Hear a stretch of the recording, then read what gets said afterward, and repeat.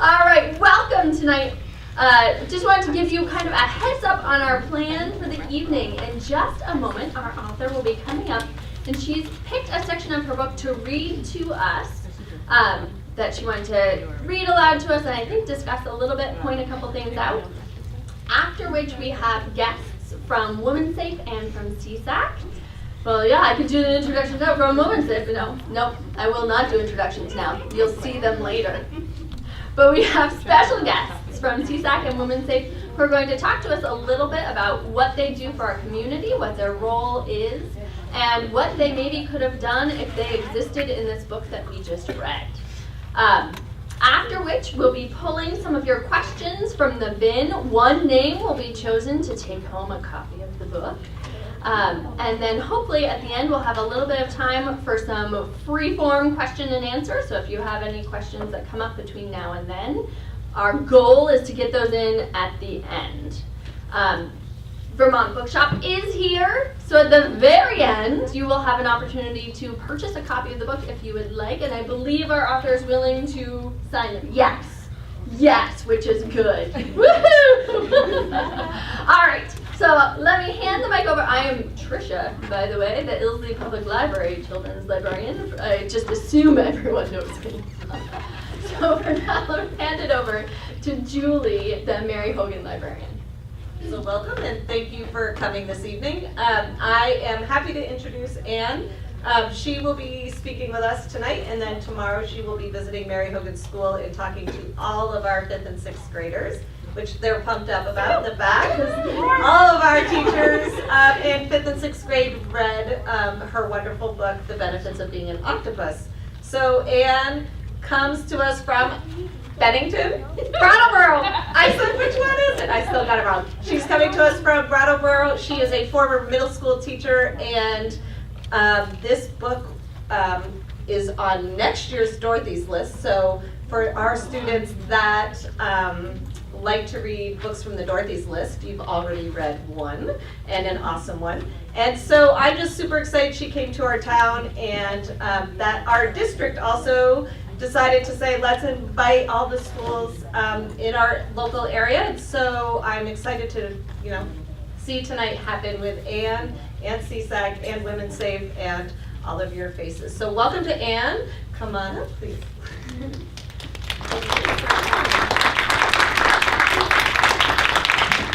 Thank you. I'm so excited to be here, and thank you everyone who helped to make this happen. I feel like there are so many parts that I couldn't quite list them. So thank you all. So I was thinking of just reading the first chapter. Does that sound like a good place to start? I was getting sort of overthinking it a bit, and I was like, you know what? I'm just gonna read the beginning. But does anyone want me to explain what the book is about first? Has everyone read it? That's an amazing thing. So cool. So I'll read the first chapter, and then mostly I'm really excited to hear your questions later, because that's what I love. All right. So this book is dedicated to my mom. And it begins with a quote. The history of the octopus illustrates the brain's ability to evolve. As they lost their ancestors' protective shells, they were forced to become more intelligent. Chapter 1. I settle onto the couch with a chocolate pudding I saved from Friday's school lunch. This silence is amazing. Well, it's not complete silence. Hector is spinning the worry dragon on his baby seat while he eats Cheerios, but it's pretty close. I savor a spoonful of pudding. How long do I have before Bryce and Aurora burst out of our bedroom arguing about something? When I left them in there, Aurora was pretending to be Bryce's cat and he was pretending to feed her milk, but that can't last. I mean, they're 4 and 3, that's not how it works. I take another bite with my eye on the bedroom door, but it stays closed. This never happens. I glance down at my backpack. My debate prep packet is inside and I'm actually tempted to work on it. I'm not a kid who does homework, and I definitely don't do big projects which usually require glitter and markers and poster board and all sorts of things, none of which I have. Plus, last year in 6th grade when I actually turned in a poster project, Kaylee Vine announced to the whole class, "Everyone, alert the authorities, Zoe Albro turned in a project, the world must be ending." Then she made that sound like a fire drill and did it every time she passed me in the hall for the whole next week. But This project doesn't need any glitter. And everyone else won't have fancy poster boards with foam letters that make my flimsy piece of newsprint that the teacher gave me look like gray toilet paper. All I need is to know something. And I do. And maybe, just maybe, if I do this, and if I can rock it, all the other kids will have their minds blown and it'll be completely satisfying to watch. Who would have guessed, they'll say, that Zoe knew so much cool stuff? I had no idea. I thought I knew who she was, but clearly I didn't at all. Maybe Kaylee Vine would even stop holding her nose and switching seats on the bus to get away from me.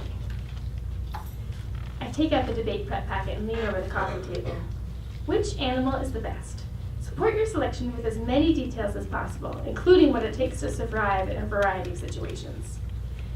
Miss Rochambeau, social studies teacher, says this debate will help us understand the debates that led up to the Civil War. And Mr. Peck, the science teacher, says it'll be a good assessment of all the work we've been doing about animals. And the thing is, I already know which animal is best. The octopus.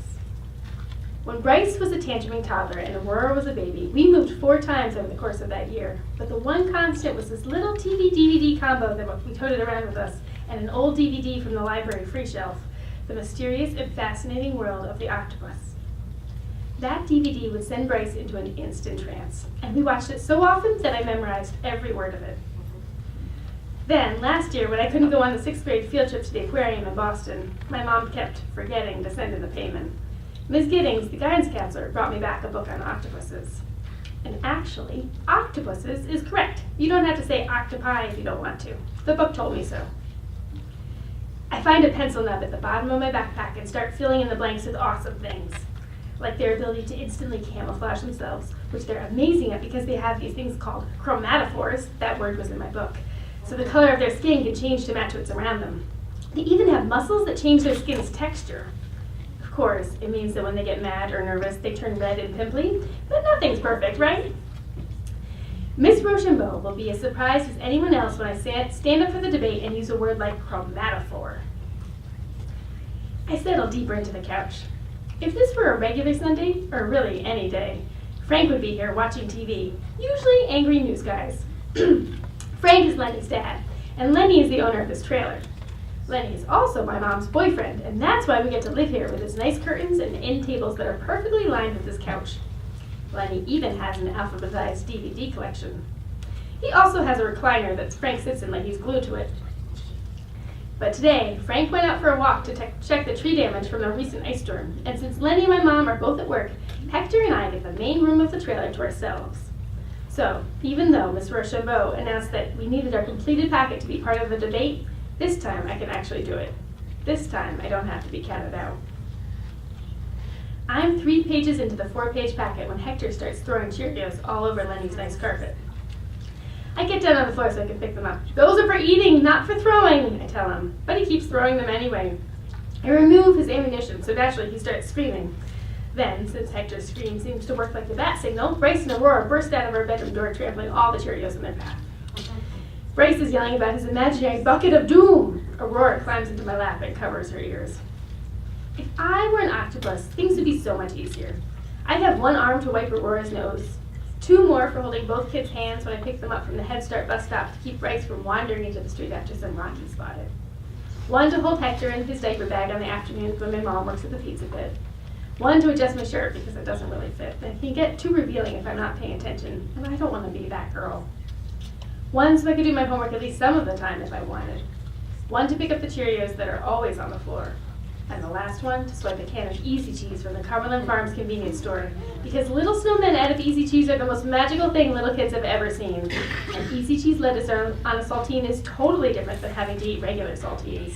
Aurora knew the letter A before she even turned 2, thanks to Easy Cheese letters. The main door opens and I hear Lenny stamping the snow off his boots in the hallway. I drop my debate packet into my backpack and get the rest of the Cheerio dust scraped into my hand as fast as I can. "How's my baby?" Lenny booms as he comes around the corner into the main room. He pats Hector on the head and then heads to the fridge to get a soda. Lenny is Hector's dad. He's not Bryce and Aurora's dad. That was Nate. Nate used to take me hunting, which was cool. No meat tastes as good as the stuff you've caught yourself. But Nate's not around anymore. And my own dad was gone long before I could throw Cheerios. My mom doesn't seem to think he's worth talking about too much, but you never know. Maybe he secretly liked documentaries as much as I do. It's all okay though, because I like football too, and so does Lenny. Plus, tonight is a playoff game, and when my mom gets home from her shift, she's going to make her bacon-wrapped hot dog bites. Those are what got us Lenny in the first place. Maybe they'll make up for all the other stuff. That evening, my job is to keep Bryce and Aurora in our bedroom so they don't grab the bacon-wrapped hot dog bites before they're cooked. With Hector balanced on my hip, I position myself as a human shield near the door while simultaneously keeping my eye on Lenny's nice lamp, ready to leap for it if necessary. Hector sucks hard on his pacifier as he watches Bryce and Aurora launch their plastic battle bots into the blanket volcano. But then, Bryce picks up Aurora's precious stuffed sea turtle, Petunia, as the next sacrifice, and Aurora starts shrieking at the top of her lungs to stop him. That's one benefit of living in a town like this. Where the rich people donate their old stuffed animals, you can end up with an awesome sea turtle that even has a fact printed on the tag about the dangers of shrimp nets. And anyway, we're not as poor as we used to be. We're living in Lenny's trailer now. I mean, it's a really nice lamp. I hear the clang of a spoon against the bowl as my mom mixes the barbecue sauce, the second to last step before the bites go in the oven. That means just a few more minutes before we can leave this room and I can settle onto the couch like a boss to watch the game. Unfortunately, I'm not the only one who can hear that spoon against the bowl. Both Bryce and Aurora have suddenly forgotten all about the volcano. Bacon, bacon, whop! Aurora shrieks. Bryce makes a break for the door. Instantly, I'm in full-on barricade mode. You're not eating one until they're cooked, just like everyone else. I don't need to remind them what happened the last time my mom made these. The barbecue sauce stain on Lenny's wallpaper doesn't let anyone forget. Bryce is trying to push me out of the way using every bit of his scrawny 4-year-old arms, but I am immovable. Plus, Hector is helping to weigh me down. No fair, Zoe, Aurora wails. What if we're all gone? There'll be one for each of you when they're ready. Aurora puts on her sour eyes face. I don't believe you. Trust me, both of you will get a hot bacon-wrapped hot dog bite. I pry Bryce's hands off my sweatshirt, but he keeps pushing on me with his head like a silent, slow-motion ram. I promise. Bryce stops his ramming and looks up. Pinky promise? I nod and hook my pinky around his. Pinky promise. It's only when I hear the oven door closing shut and the beeps of my mom setting the timer on the stove that I release them. Remember, I whisper, pulling them close before they can zoom by me. No yelling, no running, no messes. Magically, they settle right down on the far side of the living area and start playing quietly with their toy cars. The promise of a bacon-wrapped hot dog bite is a powerful thing. Frank is back in his recliner. The pregame show is on, but even though we've lived with him and Lenny for a whole year and a half, I don't know if he even likes football. I don't know if he actually likes anything. He's like a beetle propped belly up, especially if that beetle is the kind that spends most of the time with either a cigarette stuck in his mouth or a strand of cinnamon-flavored floss hanging from his teeth. One's healthier than the other, but both are gross. I sidle up to my mom in the kitchen area, but she doesn't thank me for my heroic feat of keeping the kids out from underfoot. She just takes Hector from me. He needs a bath, she says. I hear Lenny in the entryway coming in from outside. He went out to check on his car an hour ago, and I bet he ended up talking to everyone in the trailer park. Everyone knows Lenny, and everyone loves Lenny. He strides across the living area into the kitchen, the frigid January air still clinging to him. How's my pair of cuties? He says to my mom and Hector. His voice is loud enough for him to still be talking to the neighbors. He takes Hector from her and bends down with them so they can peer into the oven window. And look what's in there. You see how she wrapped up each hot dog bite real tight, Hector? That'll make sure each bite begins and ends with bacon. And they're going to come out nice and crispy because her mommy knows to take them out at the exact right time to add the extra barbecue sauce. My mom stops drying her hands to give a little laugh and a curtsy. Maybe making these will remind Lenny why he got together with her in the first place. She used to tell great jokes too, ones that would have Lenny doubled over laughing at her impressions. But it's been a long time since she told one. Once the coin toss starts the game, Lenny gives Hector back to my mom and settles onto the couch with his soda. He never drinks beer. And the giant tub of cheese puffs he gets from Walmart just for football games. I sit down next to him and he hands me the cheese puffs without a word. I like that, how it's just understood that I get to hold them. My mom disappears with Hector into the bathroom for his bath, but that's okay. Patriots games are my time with Lenny anyway. Not only do I get to hold the cheese puffs, but if there's some football rule I don't get, like knowing where the defender's hands can't be when the receiver is trying to catch the ball, then Lenny explains it. Both of us are always on the edge of the couch for every third down. Me eating those cheese puffs and him drinking his soda. Basically, it's the best time ever. By the time the game gets underway, Bryce and Aurora have shifted to right in front of the TV, but they still only pay attention for commercials when it's more fun. Mostly, they're zooming the toy cars around, pretending they're just trying to outrace the Death Star. They haven't seen the movie yet, so they don't exactly get it. Come on, defense, Lenny mutters. You got this. Let's get a sack right here, I say, leaning forward. Lenny nods and takes a swig of soda without taking his eyes off the screen. That's right, push him out of field goal range. Listen to Zoe. We watch as the Colts hike the ball and our defensive lineman closing on the quarterback. The pocket's closing around him and then, ooh, even better, it's a fumble. Yes, Lenny yells, pumping his fist in the air as the refs unpack the pile of players and signal the Patriots now have possession. Lenny and I high-five and then I lick the orange cheese dust off my fingers in celebration. This is how things are supposed to be. I've got a nice couch to sit on, which, thanks to Lenny, is perfectly centered in the room, cheese puffs to eat, and a great game to watch. At halftime, when no one's looking, I reach into my backpack for my debate packet and slip it into my front hoodie pocket. I'll finish it after the game. But when I look up, I realize that when I wasn't paying attention, Bryce and Aurora got so excited about a commercial that they started hurling toy cars at the TV.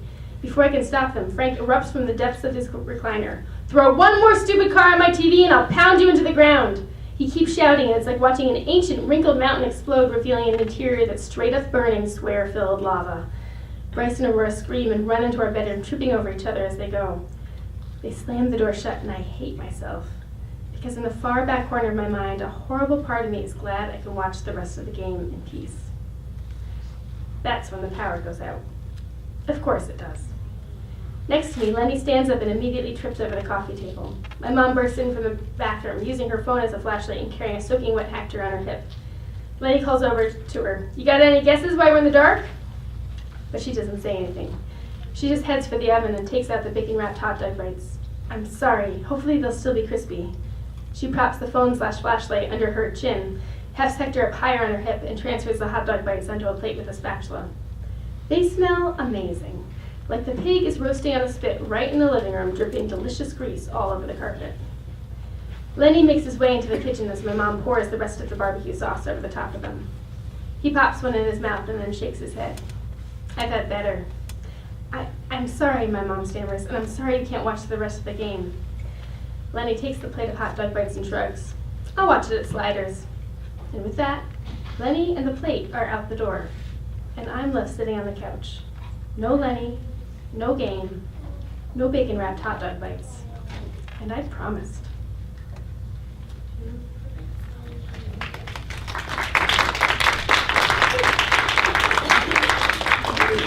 Yeah, it's a great start to the book. It gets you right there.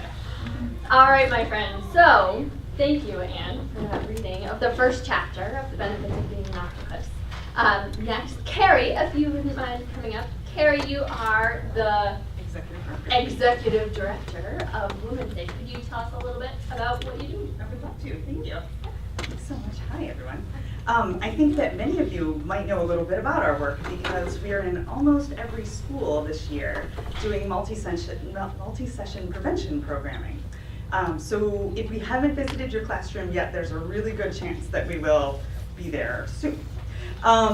So we have a number of services. Addison County works together with 15 other agencies like ours in Vermont to make sure that no Vermonter goes without domestic and sexual violence resources.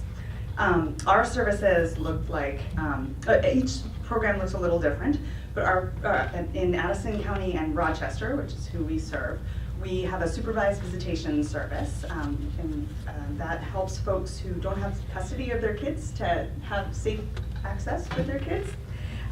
We do prevention programming. We have a 24-hour hotline, so anytime, day or night, anyone can call us. And that can be anything from, I'm worried about my friend, so like Zoe was so worried about Fuchsia, or Fuchsia was so worried about her mother, right? Folks could call us and we can do some safety planning and brainstorming. And also Sophie and Fuchsia's moms could call us as well. I'm going to talk a little bit more specifically about what we do. I brought these little note cards, which are over here, that talk about how to support a friend, and please feel free to grab them. They're right over here on the book table. And also healthy communication with kids, which is also helpful. And some pens. Our covert outreach plan is to have folks take pens, use the pens and leave them all around the county. So they have our hotline number on them. It's our way of sort of reaching to the far reaches, because pens have a way of traveling. I have one from Oregon in my backpack. So our other services are transitional housing services and then legal service accompaniment, which can look like a lot of different things. And I'd be happy to answer more questions, but I don't want to get too boring. So we talked a little bit about how our services, or I'd like to talk a little bit about how our services could be useful. The biggest thing that comes to mind is that we do a lot of housing work. And that can look like everything from helping folks come up very quickly with a security deposit and a first month's rent, so that they can leave really within a matter of, well, first of all, I could help someone who needs to leave tonight find a place to be tonight. But then we also help lots of families to find new housing within a week or 2 weeks without going to emergency housing. Emergency housing looks like a lot of different options, but the week or 2 weeks options is often a new apartment. We help folks find subsidies. So you notice that what Zoe's mom made, right, wasn't quite enough to pay rent and get food. So we could help find resources to make ends meet, basically. The other thing that I think might be really helpful in this family's case, right, is they had to leave really quickly, and they didn't get to bring everything that was important to them, like the extra saucer or the lightsaber. We can help folks to get those important things. Can't help to replace everything, but the important stuff families should have, and we really prioritize that. And then, the book didn't talk a lot about this, but the experiences, because it left off at that point, the experiences of domestic violence can leave your heart a little hurting for a while. And so we have support groups, and we invite folks to call anytime, to come to the support groups, to reach out. We try to help build new connection, because one thing that is really common with domestic and sexual violence both, but especially domestic violence, is the isolation. I don't know if you sort of saw this a little bit, right, that in the book when Zoe's mom, Lenny told Zoe's mom a lot. I might be giving too much of the book. Huge spoiler alert. Sorry, y'all. You're good. There are no spoilers left. Go for it. Yeah, I think I'll, yeah, sorry about that. When Lenny told Zoe's mom lies, right, about Fuchsia's mom, that's a tactic of isolation, right? That takes, because they were supports for each other, it breaks that support. So one of our jobs is to help folks build connection again. And so that's a lot of the work that we do. I'm trying to think if there's anything. Oh, and I just want to underscore that we are always here for any of you. If you have questions, if it doesn't even have to be about something that you have experienced. It can always be about, it can be about anything. If you have a question about something, if you're concerned about a friend or a family member, we're here. And we're confidential and we're free. So call anytime. Numbers on the pens. Yes, grab a pen. They have them. Thank you, Carrie. I mean, I learned things from that information, so thank you very much. I really appreciate having that information. And I will take a pen with me, maybe even more than one, because mine disappear very quickly. So also with us tonight, we have Stephanie, yes, from CSAC, who's going to share with us a little bit about what you do and how you can support the community, yes? Great. Awesome, thank you. So I just put some "Okay, you got this" stickers over there, so feel free to grab one of those too. So I have a couple roles at CSAC. I'm a school-based clinician at 2 different schools in the county. I'm also part of the resiliency squad, and what that is just a group of school-based clinicians who goes around offering parenting sessions, focusing on limit setting, focusing on how to make our kids resilient. So you'll see that there was one in Salisbury, one in Cornwall. There's one in Bristol going on right now. those are open to everybody in the county, everybody in the community. We welcome everybody to come and gather information, ask questions, and just share. So yeah, that's pretty much what I do, is go around letting people know what resiliency is and how to foster resiliency in kids. And Kenneth Ginsburg is where we collected a lot of our information from about resiliency and where we're sharing. So he talks about the 7 C's: competence, confidence, connection, character, contribution, and coping, and control. All of those things together make resilient children. So keep your eyes out for community events. There's going to be a lot of them coming up. We've already had a lot.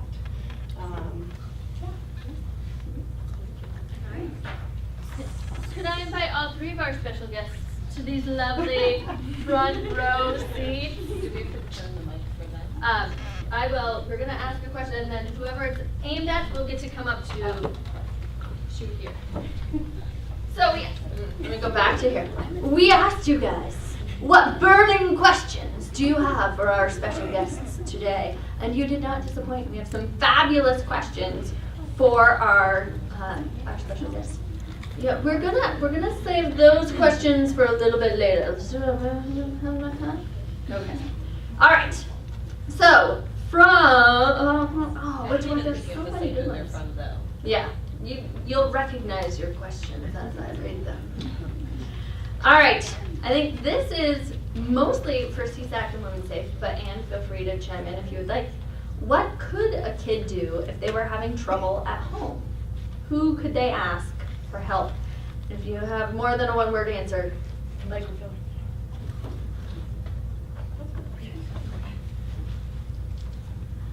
So I would say that's probably different for every kid, right? One of the things that we encourage folks to do when we come into classrooms is figure out who are your askable adults, who are the people that you go to for help, right? And you might go to different people with different questions, right? Often askable adults are parents. Sometimes they're an awesome teacher. Sometimes they're someone like at an agency like Womensafe or CSAC. Sometimes they're a coach, right? Yeah, coaches are awesome. Librarians. Right? Librarians are great. Right. So I would say the person you feel safe to ask is a great person to ask. I would also say, don't settle for one person if you don't get an answer that's helpful. Keep asking, because I care, we care, right? And I want you to get someone that helps. So that's my answer. So often when I am working with kiddos, I ask them to identify 3 people who are trusted adults, as you were saying, and that gives them a chance to, like, if the first trusted adult doesn't give you the answers you want, then you move on to the next one and the next one. So I would encourage parents to also talk to their children about who those 3 trusted adults might be, and just have the courage to speak up, which isn't always easy to do.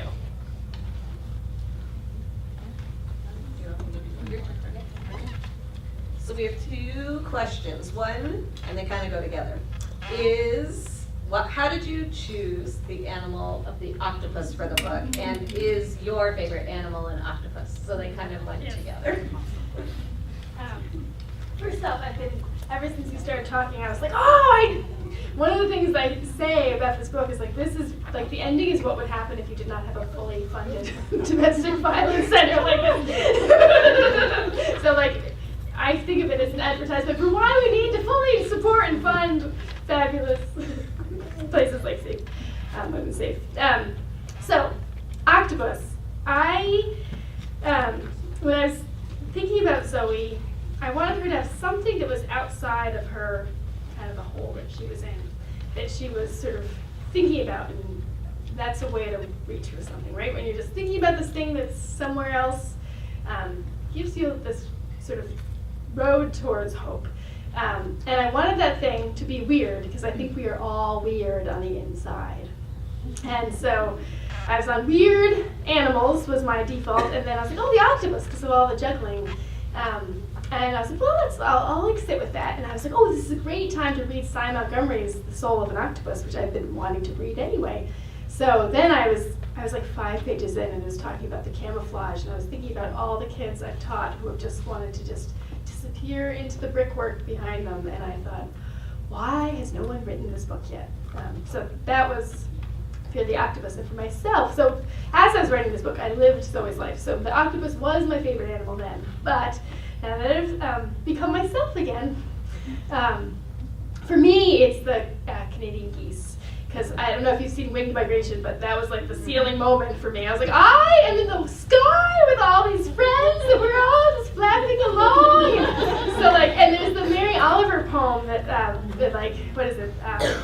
No matter how lonely you are, I'm butchering it. Whoever you are, no matter how lonely, the world calls to you, harsh and exciting, like wild geese, announcing your place in the family of things. And I was like, what 4 lines sum up more about my philosophy on life than that? So every time I see Canadian geese fly by in bees, I hink at them, despite my children getting older and getting increasingly embarrassed by that. So. All right, our next question, I think it could be from any one of you from different directions. Why is Lenny so mean? I can start, but you can add on.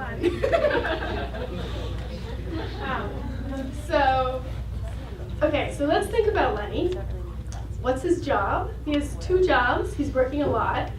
One of those jobs is like taking out the trash at an old folks home, where his supervisor is expecting him to do like impossible tasks wearing gloves the entire time, right? And so he spends his days not feeling in control, not being respected.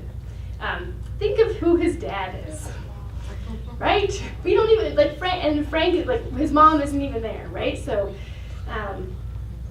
I feel like if we have this sort of, we're thinking about where Lenny is coming from, his need for control is huge. Like he doesn't know any other way of, like he sees that as power and that's how you feel better. And so he is driven by that need for control in a way that destroys everything around him. I also think that Come to the mic. I have a pretty loud voice. But we've been told we need to speak like rock stars.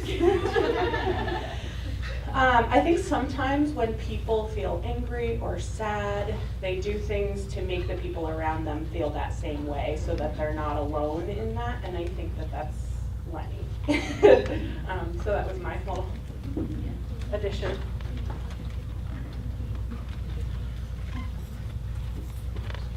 I think you both have said this really well. The only thing that I would add is that most likely Lenny learned that behavior, right? Probably from his dad, probably from messages on TV and media, and is really probably suffering for it. Hopefully he can learn something else. This one is for you, Anne. It says, why did you choose to write this story? What or who was the idea that started this book? There were 3 like that. That's a very good question to all 3 of you who asked. So it was actually, I can pinpoint it to a conversation. So I live in Brattleboro, where about 80% of the kids qualify for free and reduced lunch in our town. I was talking to one of the guidance counselors at one of the elementary schools, and she was like, our kids never see themselves in books. You're a writer. You should write that book. And usually when someone says you should write a book, it's about something that they care passionately about that you do not care passionately about. And you're like, no, you should write that book. I'm going to write something else. But in this case, she said that, and I did not discount it, and I sort of sat with it for a while. And I wasn't sure if I should, but as Zoe started to take shape in my mind, her voice came to me so easily. And I realized that now looking back, so I did not grow up with Zoe's life. I had a single mom, but I had no Lenny. I had no younger siblings. So it was a very different situation. But what was similar was that, so I grew up in a suburb in Connecticut, and I looked around. Most people had 2 parents. Most people lived in nicer places than I did, and I automatically assumed, well, that means they're better than me. And so I spent most of my life until like age 30, when I had my child, and was like, wait, I'm really important. I spent most of that time thinking that I was like, feeling like everyone around me was better, and that I did not have any right to like raise my hand in school, or like I think it took me till senior year, like spring of senior year in college, when I had actually read the book we were discussing twice to actually raise my hand in class. And so it was like, it's one of the reasons I never thought I could possibly be a writer. Like, I did not write. You have to think that your thoughts are important to write them down. So that was something else that I was pretty certain about for the first 30 years of my life. And so it was so easy to channel Zoe's feeling of inferiority for me, because I've progressed to a different place, but it's, I can remember easily going back there. Yeah, I like that I keep bringing this up and back. I don't actually use it. It's important. We've got the raffle copy up here if you need it in the future. All right. Do police have a protocol for protecting victims of domestic violence?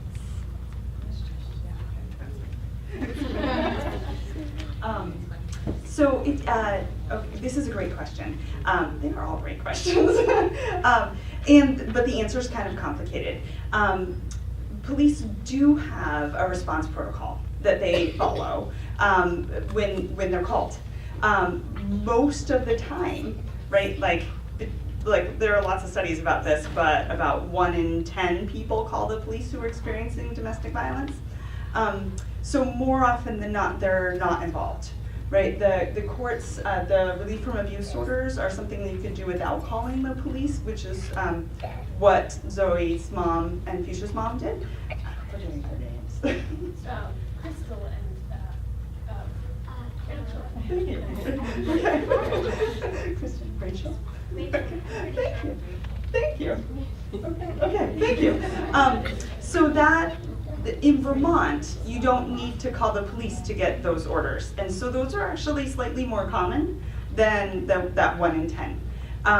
But when the police are called, they work really hard to figure out who the survivor is and who is hurting the other person. And they, right now, statewide, work to encourage the survivor to contact services like ours. And we do safety planning as soon as we talk to someone.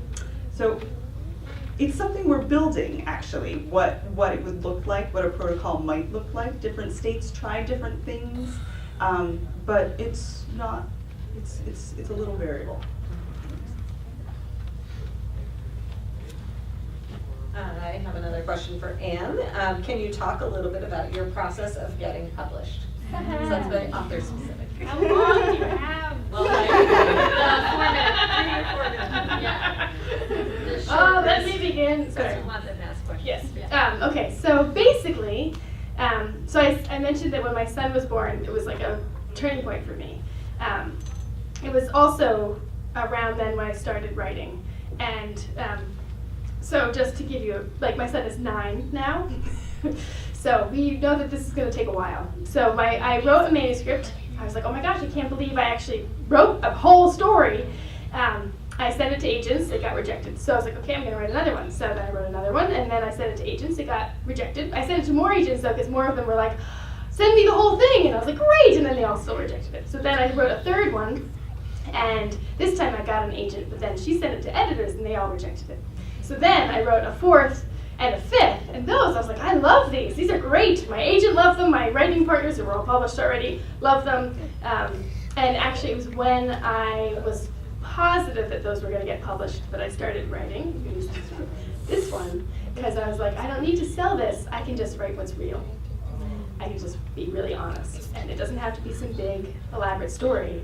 And of course, the fourth and the fifth did not get published, but this one did. So it was after that first manuscript, I looked to see how long does it take to get published, and it was like 7 years. And I was like, okay, I've got about 7 years before my son, and then my second child, who's not been born yet, goes to kindergarten, and I will see if I can make this happen. So it took 7 years to the month. So I'm very mediocre in my publishing journal.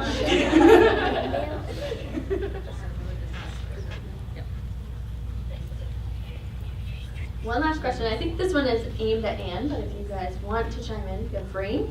How is gun violence personal to you?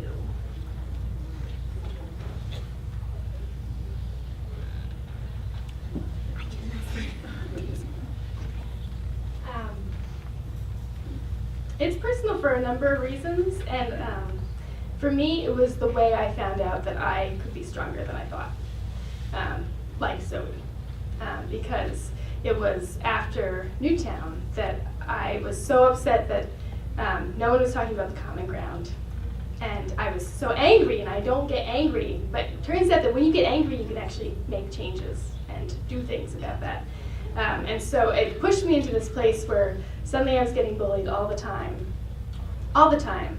And I was at this point where I was like, okay, I have to decide, am I going to keep going with this, even with all this bullying? And I found out that I was really stubborn, and that the bullying was actually going to push me to keep at it, and that if I stopped talking, the bullies would feel victorious, and they would bully the next person who tried to bring up the issue. And so for me, I just found out that I was a lot stronger than I thought. And so for gun violence and me is very similar to Zoe, and it was the issue that got her angry, where she was able to find her voice.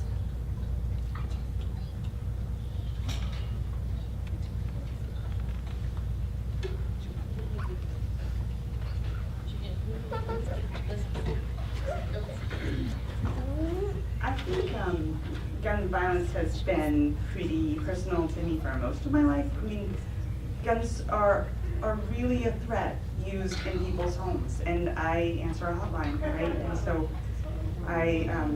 that's been a reality in my life for the 27 years I've been answering hotlines. Well, it's a really long time. Also, though, I think one of the times that it became a deeply personal threat, which many of you probably have a relationship to, was when there were threats made at moms, right? And I have a kid there.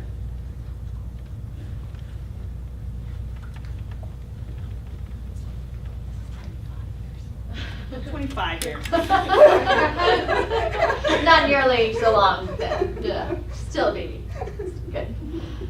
All right, thank you guys. Thank all of you guys. That's all of the written questions that we're going to be able to handle.